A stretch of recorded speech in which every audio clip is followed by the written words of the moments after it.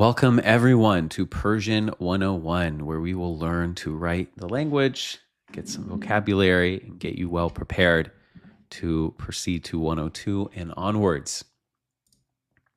So first some course logistics and rules. So the classes, as you just heard, are recorded.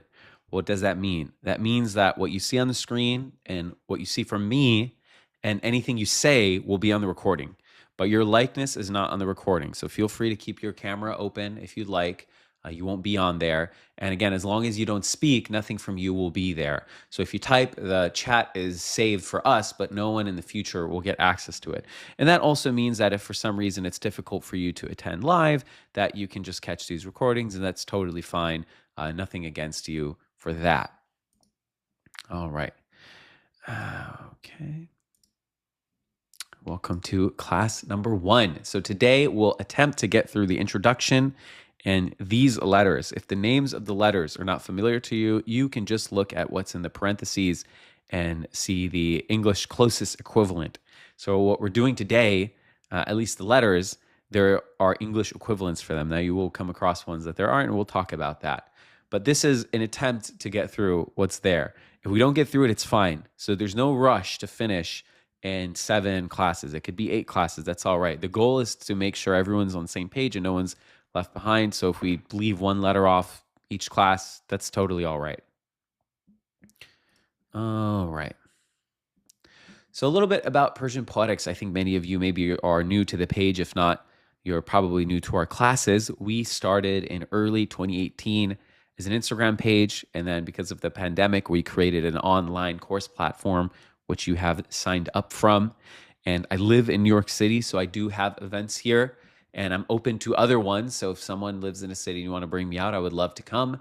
But in terms of a place where events regularly occur, New York is the place. If you visit or if you live here, please keep your eyes out on my personal page, not the Persian Poetics page, but almost every one of my posts is cross-tagged with my personal page. So just keep track of that. That's where I post the events. And I do have a book coming next month called The Flame of Love.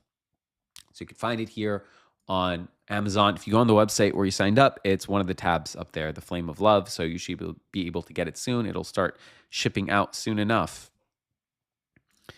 All right. And also welcome to the course platform. So that many of you maybe have been just following the page. Now you're a member of the website. So you are in the all access membership, which means you can join all the webinars and classes as they occur. So not just this class, but also a class that will be launched soon enough, which is an introductory course to Persian poetry generally, just giving you an overview of the tradition. You can access that one as well. So in the next week or so, there will be another class announced, and you don't need to make a membership to join that class. You're already a member. Furthermore, you'll have access to the full catalog of pre-existing classes. So many of you, I like to see in the chat that you guys were looking at these classes. We have webinars, Persian Poetry 101. This is starting soon. We have other classes, the Hafiz Circle, where means you can catch all the recordings. So if you just go to courses at the top of the website, you could just scroll through and start watching any of them. So many of you have already done that. I like to see that. All right. Where does the Persian alphabet come from? So we're going to be learning the alphabet in this class, of course, aside from some basic greetings and some vocabulary. We're going to be writing the words down and learning them. But the alphabet itself, the crux of this class, where does this come from? There's a lot of discussion and questions. So I would call it the Perso-Arabic abjad. I think this is the most specific word you can use instead of Persian Arabic, Arabic alphabet, however you want to put it. Why? So first of all, it's not an alphabet. An alphabet is a writing system where the vowels and the consonants are written out. In abjad, so it's interesting, alphabet comes from aleph beta, like alpha beta, the first 2 letters of Greek. Abjad comes from aleph ba ja. So it comes in the first letters of the abjads, right? The Semitic languages. And it's our writing systems. So it essentially means that you write down the consonants, but not all the vowels by default. And technically, Persian is an impure abjad because we do write some vowels, especially when there's confusion between 2 words. I know this sounds like a lot now, but it'll become clear to you, even by the end of this class, that sometimes the vowels in a Persian word are obvious and they're not necessary, and other times, for the sake of clarity, we put them out. So imagine a situation where let's say, just to give you guys a good example, imagine a situation where English was written like this. I could do that. This is kind of what you're dealing with. So because you guys know English, you know how to read, this is not too difficult. Merges after the Cairo conquest, everyone, okay. So sometimes it'll become difficult for native speakers, and then some vowels are added to make the consonants play nice. And we adopted this script from Arabic. We'll get into that history very soon, but we added 4 letters. So formal Arabic does not have G, P, CH, and Ja. Ja is a sound that we have in English from French in words like pleasure, treasure, measure, but we'll get to that. Now, dialects of Arabic have these letters. So Iraqis have P and have G. So it's not correct to say Arabic doesn't have it. But formal Arabic, where we got the alphabet from, doesn't have it. So we added these 4 letters. So English is 26, Arabic is 28. We are a full 32 that we'll be learning together. And this alphabet is that which is spread to the Mughal and Ottoman empires. So if you're Turkish, whether you're Central Asian or from Turkey, and you go to the streets and you see the Turkic writing on the wall in Istanbul, that's Nastaliq Persian alphabet. If you're South Asian and you read Urdu, or you read the inscriptions on the walls in Delhi and in Lahore, that's also from the Nastaliq script. So they're all related. Now, in terms of making it relevant to all of us. So you might say, hey, wait a minute, I'm an American guy. I'm not South Asian. What does this have to do with me then? Well, what's interesting is if you look at the mother of almost all the alphabets that we use today, the Phoenician alphabet, and probably the biggest successor state to the Phoenician people are the Lebanese. They claim descent from them. They are the ancestor of most of the world's alphabets that we are familiar with today. So the Phoenician alphabet inspired the early Greeks, which inspired Latin, which inspired what we're typing with today on Zoom. And, and then they also inspired Aramaic, which inspired Nabatean, which is in Jordan. You can go see their civilization, which inspired early Arabic. So Latin, the script that you use today, is a cousin of what you're learning today as well. And this goes to show you something that I personally believe, which is that the Near Eastern civilization and the Near Western civilization, so Rome, Greek, Syria, Lebanon, Egypt, Turkey, they're continuums. They're on a continuum, civilizational spectrum.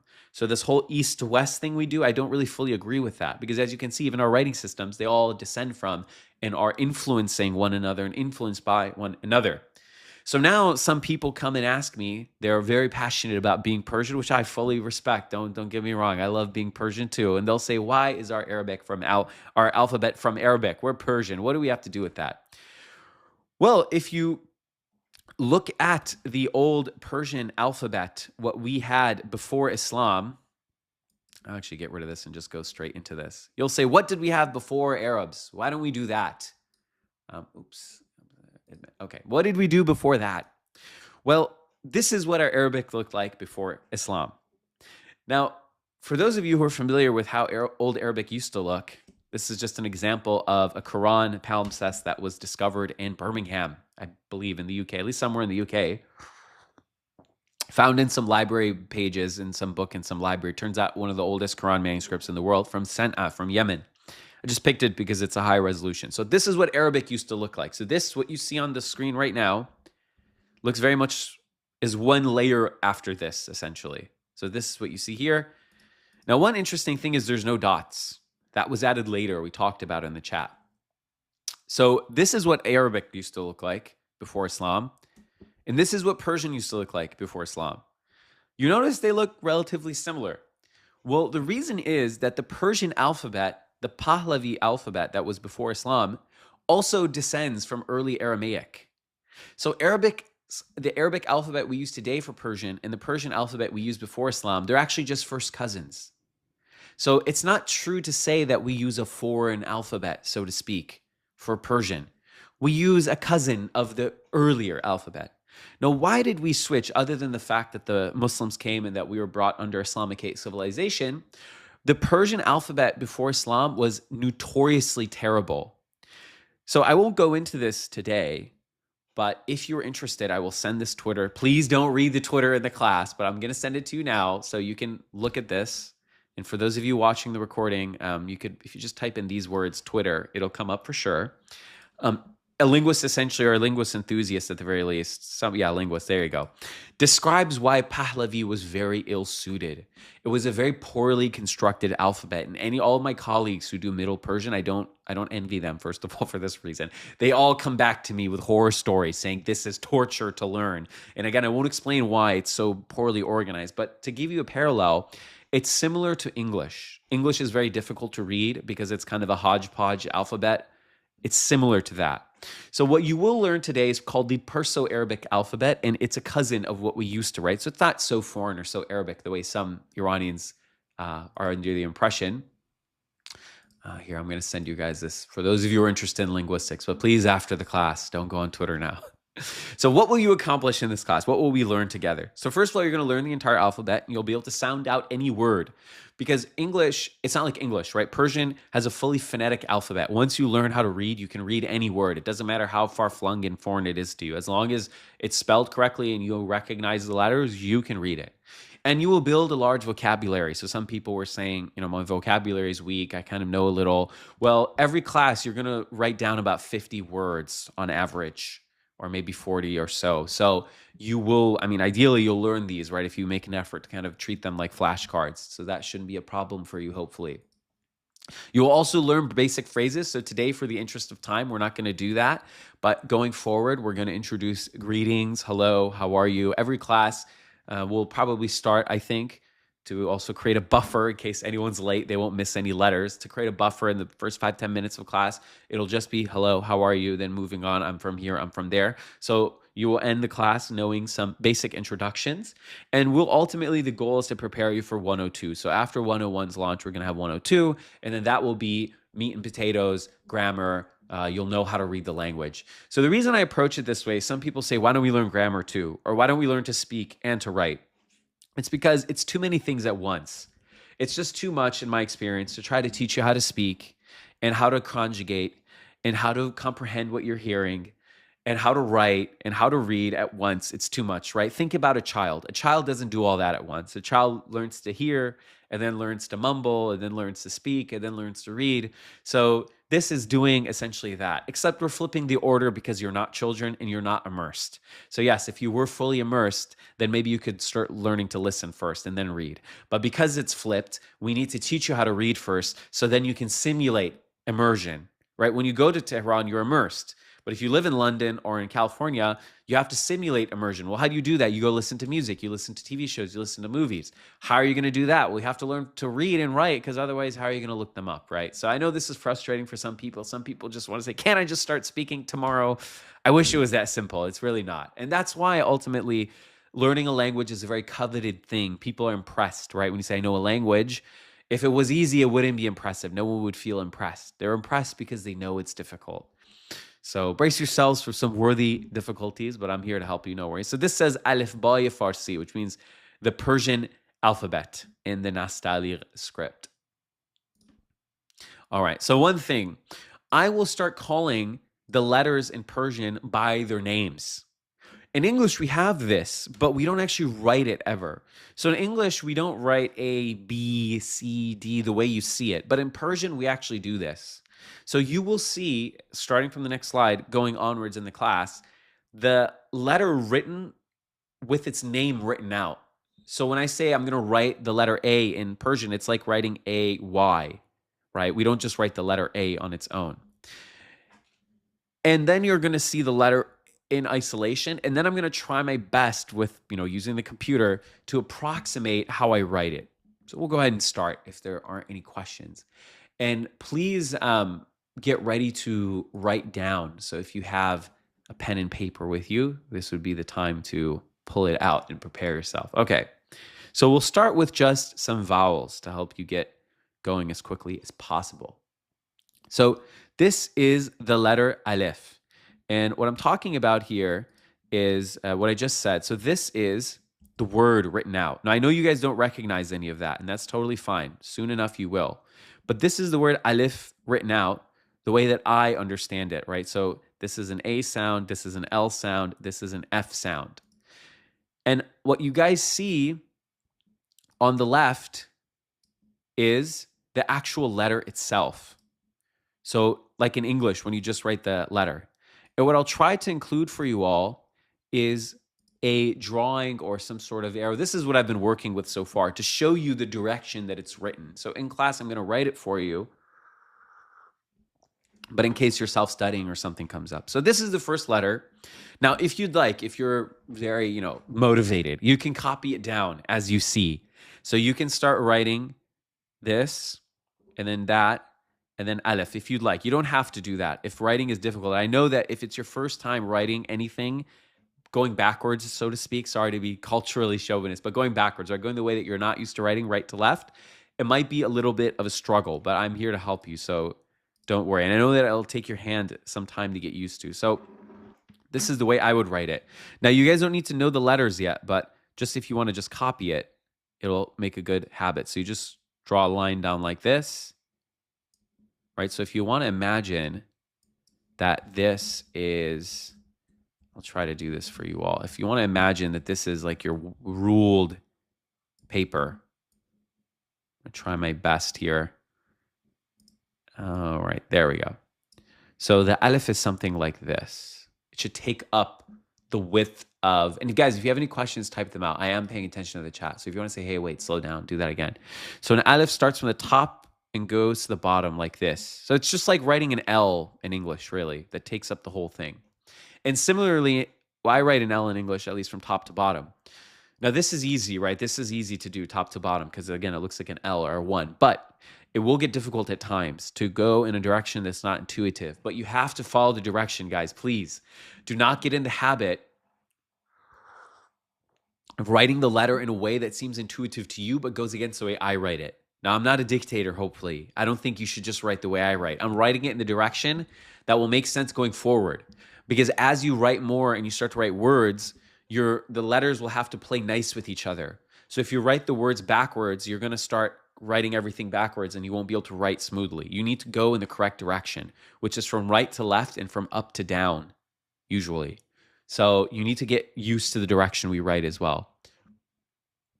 Yeah, a broad nib ink pen probably is better in terms of how beautiful it looks, but if that just makes it harder for you to write, then I would avoid it. Does it matter if the aleph has a bend to it? I mean, if you look at the calligraphy, it does kind of have a slight sheeb, like a slight angle to it, not necessarily a bend. So if you had a wide nib, now I wish there was some. Google Meets had a pen. They got rid of it. Thanks, Google, for retiring everything good. But they had a pen that had a wide nib, so I could approximate what that looks like, actually, by twisting the mouse. But unfortunately, I can't. But I would say don't. If by curve you mean like this or something, or like that, I wouldn't do that. I would just try to keep it as straight as possible, like that. All right.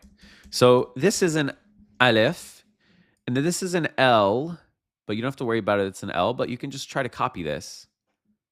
It'll just help you get your muscles going.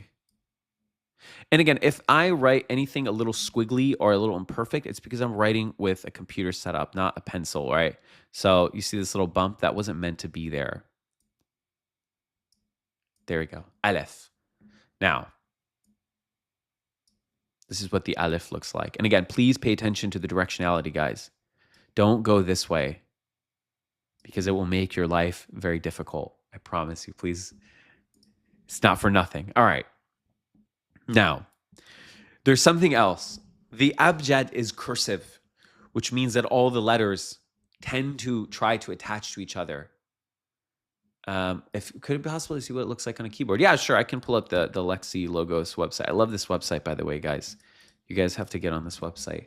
This is a good way also. I mean, now it's too early because it's literally level 1, or the first letter. It's too early to see how the letters connect to each other. But if you just press A here and then L, you can see how the L looks unconnected. And then when it connects, how it changes. So this will help you visualize the changes as it goes along. And I was going to basically give this to you guys at the end to say, if you want, just be like a child, click around. Be like, oh, this looks cool and that looks cool. And then say, this looks cool. And I don't know, that P looks cool and J looks cool. And then you'll start to see how they change as they play with each other. So this is them disattached, now attached. What happens when two J's hit each other? So now these are early, right? You guys haven't seen these letters, but it could be just a good way to practice. So these letters are cursive. Basically, they need to attach to each other a lot of the time. And you need to start to learn how they change, how they play when they're attached. Now, this is where this keyboard will come in handy. So I just said an alif looks like an L or something like that when it's on its own. Now, what happens if something comes before it? So I'm just going to insert a line, just a blank line, and another one. And then I put an alif. All of a sudden, it goes like that. So when you write it on its own, the alif is disattached, right? If I press a space, it's not attached. But if you attach it, it goes like that. Does that make sense? Is everyone good with that? All right, beautiful. So this is how the alif is written on its own, and this is how it is attached. So I know you haven't learned anything to attach to it, but you can just practice. Imagine there's a letter before. It goes like that. Yes, exactly, up to down. So I said it usually goes down to up, excuse me. Yeah, so it usually goes up to down. So you usually go like this. But if it's coming from this other direction, you can't go like this because you were coming from this direction. So imagine made up letter, made up letter, made up letter, and then you want to end with an alif in the word. You have to go like this. You can't, in Persian, we don't pick up the pen. So we don't go like this. Imagine this is real writing and then go like that. We don't do this. We write it in one go. So you can go made up letter, made up letter, made up letter, and then alif. So if your name ends with a sound, like if your name is Gulsa or I don't know, I'm trying to think of a man's name as well that goes with. But anyway, if your name's Gulsa, for example, it ends with this letter right here. So this is how it looks like at the end. Puya, excellent. There we go. So I'll write the word puya, although you guys can't read the other letters. Puya. So again, ignore these other letters. That's fine. You don't have to worry about everything over here. But just think about the fact that the alif attaches this way. Again, it has to go upwards from down to up. Hassan, yeah. So Hassan also has an alif going that way, but not the end. Okay. Atusa has that name as well. Azita also has that. Yes. All these names have a at the end. Exactly. We love all names, don't we? So this is how the initial, the medial, and the final isolated forms look, as fancy as that is. All right. So now I think that's clear enough. Great. And guys, by the way, the first class is the hardest. Just getting your mind around writing from right to left and attaching the letters in ways that you've never seen letters attached. That's hard. Every subsequent class will get slightly easier. Okay. I want you guys to focus on the word Iran. So in English, we write I-R-A-N. But this is actually represented by 5 letters in Persian, not 4. So if you look here, this is a letter. This is a letter. This is a letter, what I've just highlighted. This is a letter. This is a letter. And this is a letter. So really, when you write Iran, you're writing this. This is where this fundamental disconnect comes from that makes the word be pronounced Iran in English, because there's no Y in the English writing. Maybe we should have just put that there and saved ourselves a lot of explanation. So this is where that comes from. But that's not the important issue right now. The issue right now is I want you guys to visualize how the alif looks. So you guys see the word Iran and you recognize the alif there, right? That is the initial alif. That's easy. That's where it looks like an L. Now, the alif that's attached, the A sound that's attached, what does that look like? Here's another word that Iranians love, chai. Right? We love chai. Now, in our accent, it's chai. In my Tehrani accent, maybe you guys say it that way, but the formal Persian word is chai, not chai. So chai, you guys don't know the CH, which is fine, and you don't know the Y, which is also fine. What I just want you to do is focus in on this alif here. You guys saw the alif earlier clearly. It's easy to visualize this, right? Now, when you go to the next one, you see that it goes up. Now, it looks almost the same, right? Again, going back, kind of has the same general mold to it. But then when you go one forward, you see how it attaches to the CH.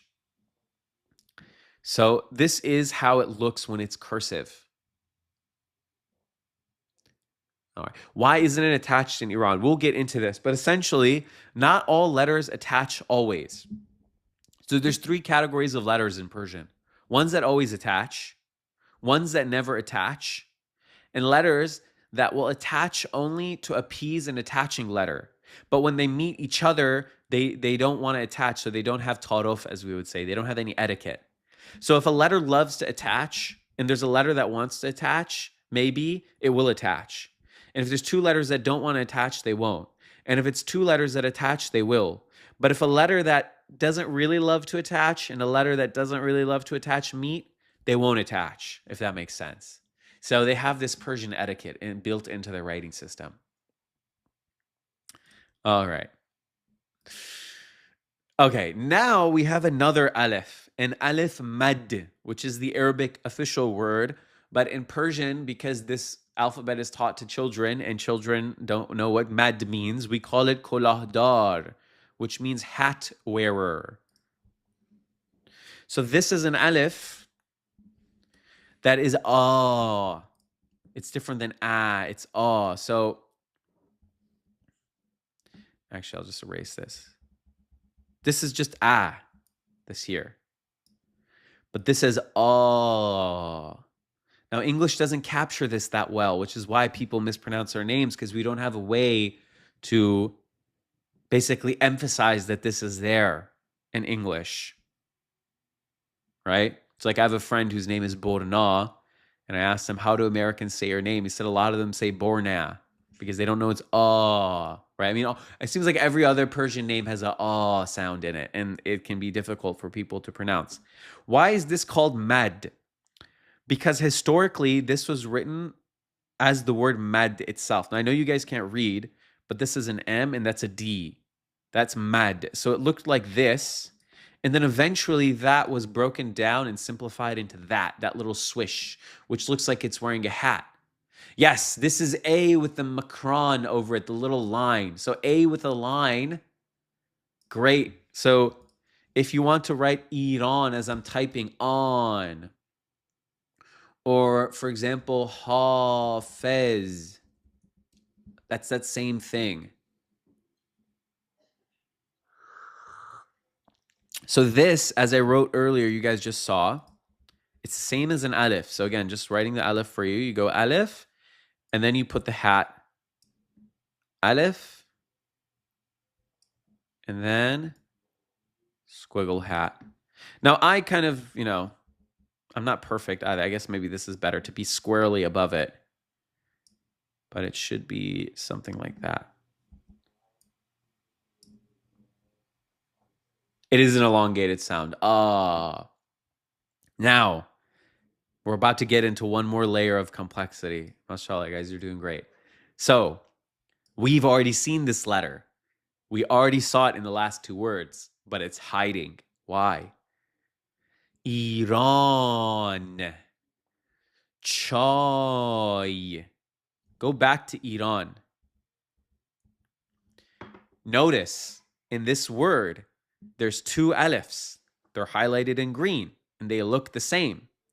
But for the first one, the sound is E.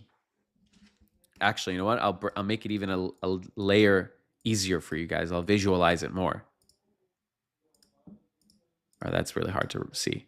I'm just trying to emphasize this point because this is crucial. I hope that it's not annoying for y'all, but it's just crucial to understanding how this letter works because it makes two sounds depending on the accent. And you really can't afford, dang it, no. You can't afford to mix these up. You have to be able to differentiate between these two. So the first one, even though, again, they look the same in spelling in Farsi, the first one, which is green, makes an E sound because there's a Y after it. You haven't learned the Y. So maybe I'll unhighlight the Y, actually. It's not making the Y sound. It's a little bit exaggeratory. So the first one is making like an I sound. And the second one is making an ah sound. The second one is that ah alif. The first one's a normal one. E. Iran. Isfand. Isfahan. All of those. Isfand, Isfahan. I don't know. I'm trying to think of ones that maybe everyone would know. You guys would know Isfahan at least, right? Islam. Iran, in this word. Afghanistan. Short eyes. Short eye sound. Okay. The second one is a sound, right? Now, why does it not have the hat? I just told you it should have a hat, right? Why doesn't it have this hat? Why doesn't chai have that hat? Because as a rule in Persian, this is important. Maybe write this down. If there's an alif in the middle of a word, it makes a sound by default. Unless it's a loan word. That's a different story. You can have any number of foreign words in Persian that come from different languages that make weird sounds from our perspective, weird, right? With all due respect to them. But a Persian word like chai, like Iran, like Isfahan, like Afghanistan, right? Those all, whenever there's an alif in the middle of the word, will make a sound by rule. How do we know it's a like in Hafez instead of like in jacket? Do you mean jacket, the way we say it? Well, those are both Jacket, Hafez. Those are all the sound. Anytime you have an alif in the middle of a word in Persian, it's going to make a sound by rule, except with the exception of loan words, right? Like there's words like in Arabic, like ra'i dadan, to vote. We don't say ra'i dadan. We say ra'i because that's an Arabic word. Ra'i dadam, I gave a vote. I voted in the election. So that's just one example that maybe probably even a person raised abroad would have heard this, right? Ra'i dadan. What about the alif in the middle of a name? If it's an alif, it's an sound. It doesn't matter if it's in the middle of a name or not. So I'm trying to think. Payman. Again, there's probably a lot of them. Irfan, like someone commented. I don't know. Arya. Puya. They all have a sound. Shahla doesn't have an alif in it. Shahla is a different sound. Yeah, so shahla is different. But the ending is shahla. So the first one is shah. It's But the last one, la, shahla.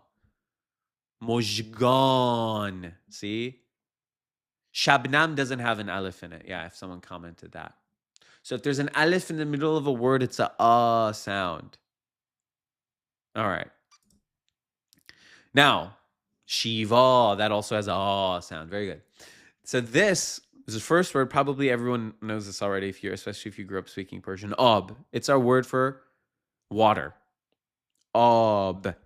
So if you grow up in Iran and you go to school, they assume that you know Persian as a spoken language, right? That like you know how to speak it already. So they assume you know the word ob, which means water.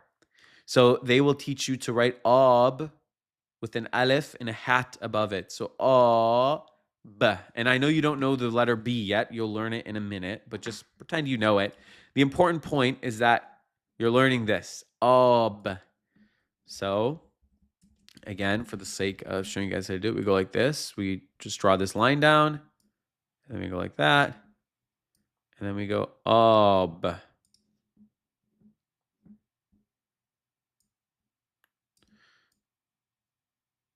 Ob. There you go. So I'll write it a few more times for you guys just to make sure. Ob. Yes, Ob is where you get Punjab from. The land of 5 waters. Ob. And now we're just worried about the alif here, right? So I'm trying to straighten it out, but it's a mouse, so it's hard to make it perfectly straight. We're just worried about the alif here. The B you guys can worry about later. Ob. All right. Great.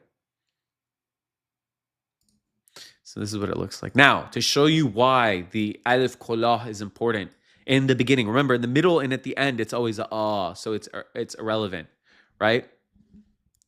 But ab without an becomes ab. So we had ob a second ago, ob. If you remove the it becomes the alif in Isfahan, Iran, Islam, Afghanistan, those little alifs. Ab. Now, ab means father in Arabic. And you might say, okay, why is this in a Persian class? Because Middle Eastern Christians, whether they're in Iran or not, they use Arabic Christian words, which might be inspired from Syriac in any case, to refer to Christian things. So they say Abu ibn Ruhul Qudus, the Father, the Ab, the Ibn, the Son, and Ruhul Qudus, the Holy Spirit. So Armenians in Iran, I don't know in Armenian if they say it, but if they speak to us and we say, hey, what do you believe? They'll say the Ab, right? The Father, the Holy Father. So if you remove the Alif Kolah, you get Ab instead of water, which is a bad thing or big difference, right? So it would be a bad thing if you go to a store and they say, I'd like to purchase a father. And they're like, what? What do you mean? Right? You have to say Ab, you can't say Ab. And this is important. It's not one of those accents where you can drop it and people will understand. This is really a necessary thing to write. Oh, right. Okay. Now, the next letter. If there's no questions about Aleph, we'll go ahead. And I am looking at the chat. I'm monitoring it. So if there's a question, please don't hesitate to ask. Now, Vav. So on the right, you see the word written. And believe it or not, as soon as the second letter, now you can actually read the letters. Why? Because this is a W sound or a V sound. So in Iran, in my country, we say this as a V. And in Afghanistan and in Tajikistan and in Pakistan, other countries, they say it as a W. So I'll just say Vav, but you can say Wav if you want. So we have a V sound. This little thing is a V. Here, I'll zoom out so I can highlight it. This is a V or a W. This is a and this is a V. So it's like the same as what you see in English. V, V. Vav. This is it alone. It's always a V in Iranian Persian. It can be an O. We'll get to the O later, but it's always a V in Iranian Persian in most dialects. Maybe there's places that I haven't been to where they say W. But in Iranian Persian, commonly understood dialects, it's a V sound. It is a W in Arabic, but not in Persian. So the way it's written is this. This is how it looks. So I'll write that for you guys.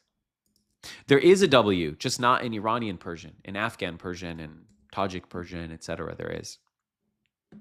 So you come at the bottom of the line. So if this is your page, you want to write this at the bottom of the line. So this is what the Vav looks like. So if you wanted to write an Aleph next to it to give you guys an idea, this is just random, right? This is not a particular word, just to show you the spacing. Because I don't want you guys doing this. I see some people doing this. Don't do this. This is not going to make sense. Very soon from now, right? You're writing individual letters, so it doesn't really matter ultimately. But when you start connecting letters, you're going to be messed up. So it's better to keep the spacing correct. So this is what the Vav looks like. All right. Now, going back. So now, what about the medial and the final form? So you guys just learned the final form, what you just saw me write. That's what it looks like. The medial form is this. This is what the medial form looks like. So you have something coming before and it gets attached. So we'll put it in the context of what you guys just saw. So Aleph, the medial form, you write XYZ and then it becomes like that. Correct? Now, with the Vav, you write something and you go, and then you get this. So this is how the Vav looks when there's writing before it. Looks like that. So again, you don't have to write anything before it because you guys don't know many letters, but just pretend there's something before it and it ends up like that. Does the comma looking one in the Vav slide go below the writing line? Oh, you mean this thing? This is just a comma. You don't have to worry about that. That's just to separate them. That's a comma. You can ignore that completely. But I mean, I guess in Persian, if I were to write it, I would go like this. I would do something like that. It would go like that maybe, or something smaller like that. But you don't have to worry about that at all. How would you write avaz? Well, we're getting ahead of ourselves, but this is how avaz looks like, if you really care to know. Although this is getting out of ourselves. But yeah, you can isolate this and see what we're learning here. Okay. So now the first word with Vav. And my goal is, now the first class, it's a little difficult. Well, I mean, even here we have an example.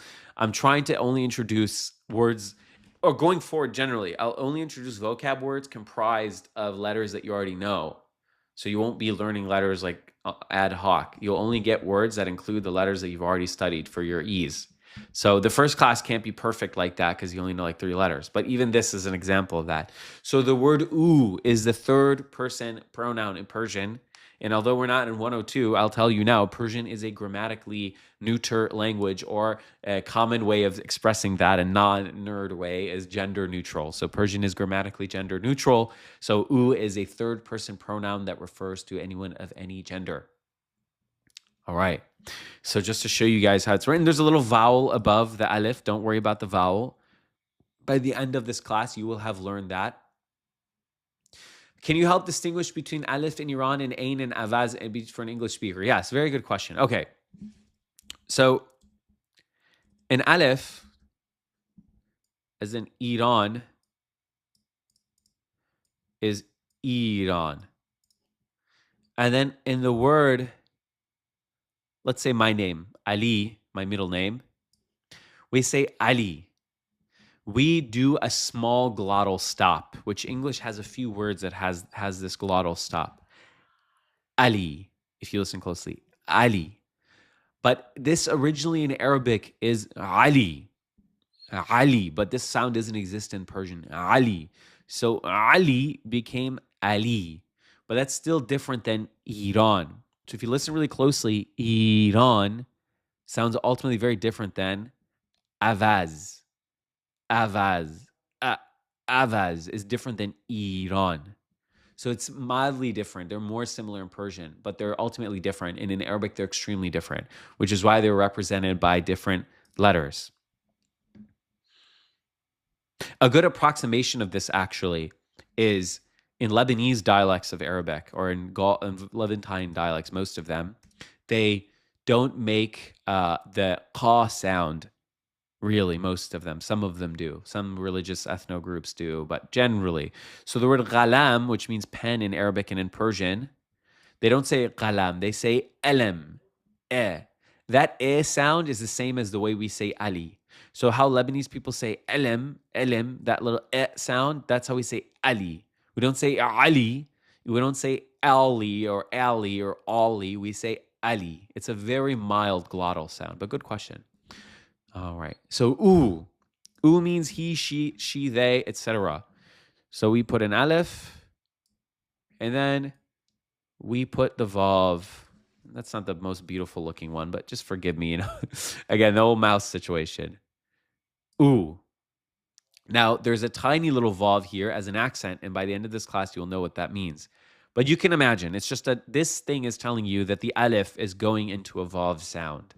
So it's not ow or ew or something, it's oo. So it's like you're making the aleph, but you're preparing your mouth to say o after it. But don't worry about that. You'll learn that next. No, oo is not plural. Oo is only singular. They, singular, or he or she. Oo. So again, we write an aleph, and then we go like that. All right.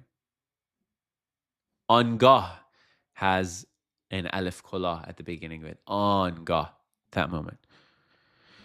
All right.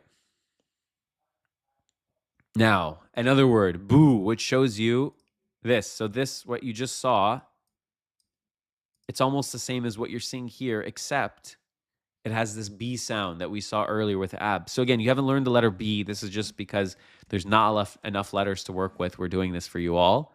But just imagine you've learned this letter. You can just copy it. It's relatively simple. Boo.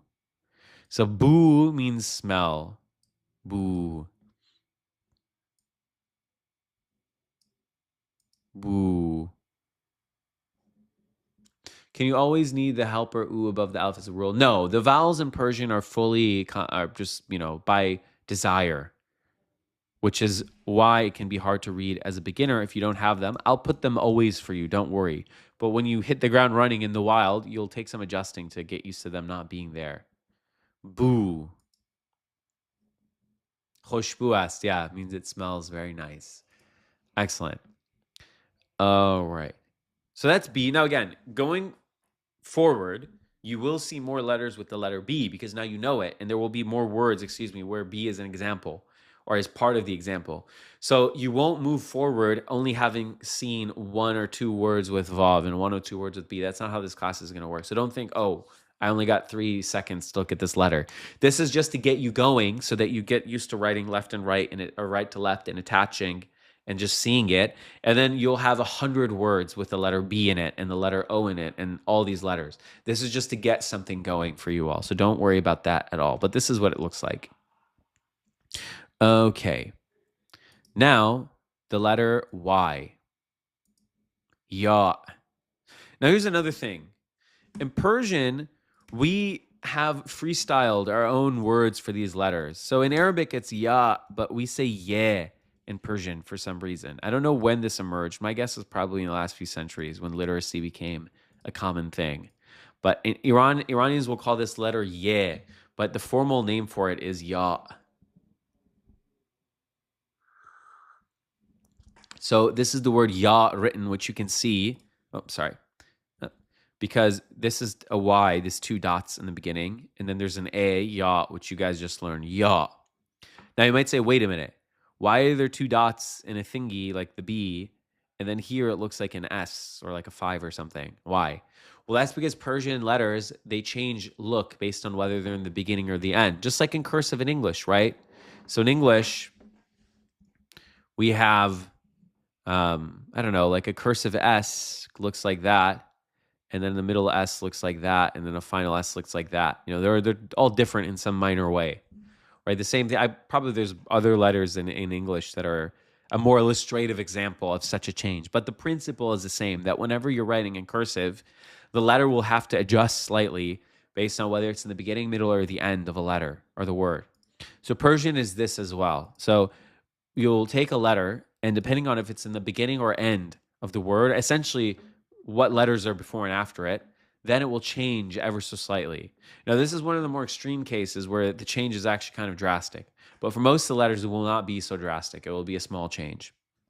And again, in English, we have this too. Like some English cursive letters, the change from capital to small to middle to end is huge. Like you might not recognize them. I think Z is probably the best example of this.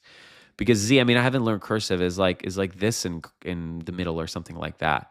Whereas in the beginning, it could be like, I don't know. Z is probably a good example in English cursive. I guess, although many of you probably haven't even learned it if you're not a millennial, if you're like a Zoomer, they didn't even teach you. But in any case, this is what the Y looks like, and this is what it's written out as. So just to show you, go back to the writing.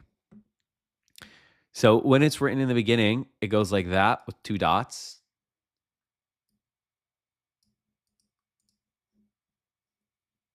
And then at the end, it goes like this, something like that.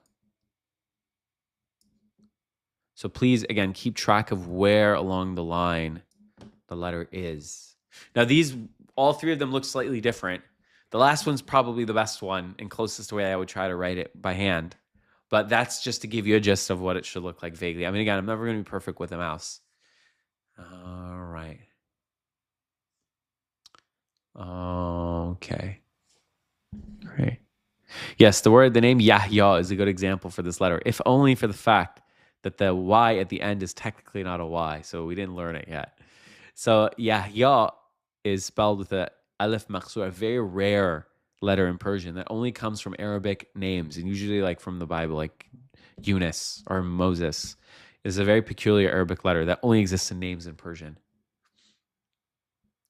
Okay. No, not that it kept its dots. So someone says in Arabic, the final ya has dots. No. It didn't have it to begin with. That was a later addition because of printing. Classically, Arabic did not have dots under the Y. Now, what I'll do from now on when letters attach is put multiple of them together. So alif, we saw, alif kolah, alif mad, vav, and the involved do not attach. So going back to here, vav, vav, vav. No matter how many you type in a row, they don't attach. No matter how many you type in a row, they don't attach, right? You could just go infinity. It'll never attach, right? Now, when you go to Y, we type in a big Y. Now type in another one. Whoa, what just happened? They attached. If you disattach them, see what happens? Now type in another and another and another. So Y looks differently when it's in the middle and in the beginning versus when it's in the end or when it's alone.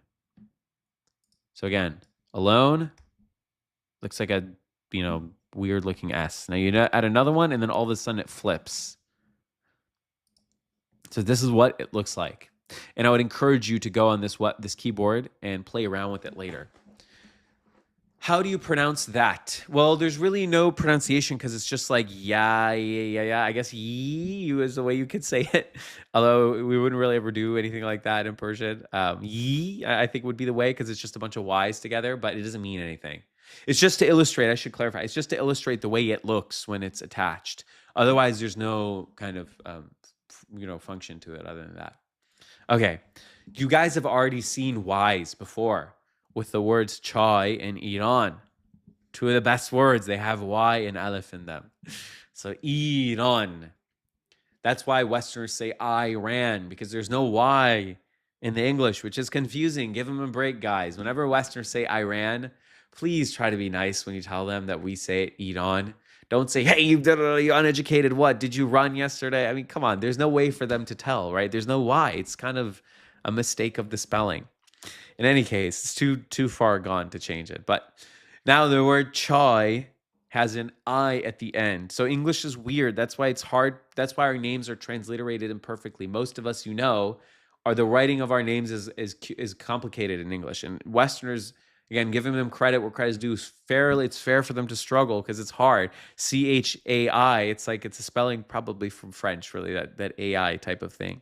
So it's spelled with an I in English, which maybe that's the idea of spelling Iran with an I, that it could be like an E sound, but people don't think of that. So this is the Y in its capital form and in its small form. All right. Now the first word, now you know all these letters. Now you guys are really rocking and rolling. Okay. The first word, you've all heard your Persian moms and aunties say this. Voy. Hey, voy, voy. When they're upset, when they're shocked, when they don't know what's going on, when they're upset at you, they say voy, which means, oh my. And you can also use it. So I recognize not all of you are Persian, so you might not have heard this. So if you want to be shocked at something, you can say voy, which is like, oh wow, voy. Or you can say, voy, like, oh no, this is terrible. Or you could, if you want to act like it's a joke that something is taken seriously, you can be like, and you won't believe it. Oh my God. And he was so upset because his favorite food was out at the restaurant. So he made us go to a new restaurant and he ruined our date. And after you say his favorite food was gone, your friend could say, voy, voy, voy. Like, oh wow, what a big problem for him. Yes, or your Italian mother. Yes, so we're like Iranians and Italians are spiritually connected. No, it's not really related to oy vey linguistically, but it's related in terms of the human spirit, if that makes sense. So they're not linguistically connected, but they're connected in the sense that humans are just human. We're all Beni Adam, as we say. We're all the children of Adam. If you're Abrahamic, you say that, right? Whether if you're a Yiddish speaker or a Persian speaker, you're some sort of Abrahamic. You believe in Adam. We're all the children of Adam. So we all have the same little sounds and aspirations and looks and, so yeah, it's related in that sense. All right. Okay, the Italian mom and Persian dad. There you go. See, you're the culmination of our reuniting. Anyway, guys, there's a lot of truth that there's a lot of. It's kind of astonishing to me how many superstitions, beliefs, family things, and cultural things are shared between Iranians and Italians. It's kind of fun. You feel like you're kindred spirits. Anyway, excellent. Yeah, it is onomatopoeia for sure. Yeah, it's a word that was made after the way people speak. Exactly. It's a very good point. Okay, now to go back to that point I made earlier, the aleph in the middle here is aleph kolah, aleph mad, because you're saying voy, oy. But we don't write it. So going back, we don't write it down. Why? Because it's assumed that it would be aleph kolah, because it's in the middle. It's not necessary anymore. So here, let's write voy now. And if you notice, this is not just a writing class, right? I'm not just here to sit and just write on the screen and say goodbye. The goal is to get you guys to improve or learn Persian. So that's why I include cultural bits and I explain the meanings behind the vocabs because, you're going to 102, you're going to speak Persian. You're not just here to learn how to read just for the sake of it. So we have voy. Again, I'm not perfect here. This is a little short and this is a little stunted looking, but just to give you an idea of the goal is to just capture where in the line, and this is maybe a bit too squished together. Here, I'll just keep writing them until I'm happy. So we have voy. Again, keep track of the directionality, guys. So the vav starts like this, the aleph starts like this, and the y is like that. I'm confused. Why do you pronounce the V sound for va and not the V sound for boo? Okay, this letter can be a V or an O, depending on where the letter is. Worry about that. We'll worry about that later. You don't have to worry about that. So to give you an example, I'm just assuming, I hate to make assumptions about anyone, but I'm just assuming you have a Muslim background off your name. I think that's a safe assumption. So in the Quran, it says wal asr, right? It says wal asr in the Quran. Is that not a W sound? Wal asr. And that's a V in Persian, val asr. It's a surah in the Quran, it's a verse in the Quran, right? That makes a V sound. And then, although this is an imperfect example, in Arabic it says mu'min. And this is not exactly a U sound. This is a letter that doesn't exist in Persian other than in loanwords. So we do say mu'min in Persian, but we don't have that letter in Persian. It's just from foreign words. Anyway, moving on from that, why don't you say movmin or movmin? Because it's a different use. So this comes from Arabic, actually, this dual use of this letter. So I should clarify, Persian had U and V or U and W before Arabic. But the idea of writing this two sounds using one letter comes from Arabic.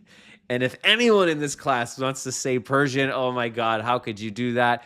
You're communicating in English. Come on, look at English with all these letters that make 50 different sounds, and depending on what's before or after it. No English speaker has a foot to stand on when it comes to criticizing this V and W thing. Isn't that also a name? Yes, mu'min is a name. Yeah, it means believer. I heard that some Sufis in the past wrote wa when in ah. Yes, this is why I think in Turkish mosques you see this oftentimes. In Turkish mosques, you see this, like, oh God, I just butchered it completely because my brain is like unable to process it. But yeah, you see this in Turkish mosques, va. I think that has to do with, and it also might mean vajd, which means encountering God mystically. Okay, we are at the hour.